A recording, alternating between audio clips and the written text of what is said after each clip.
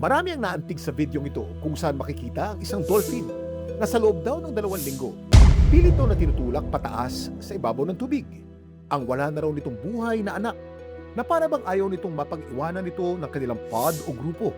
Ayon sa uploader ng video, ang Whale Conservation Organization na Geograph Marine Research. Pamilyar daw sila sa naturang dolphin. Pinangalanan daw nila itong Fraggle. Si Fraggle, makailang beses na raw namatayan ng calf o anak. At ang anak dito sa video, posible daw namatay dahil sa pneumonia.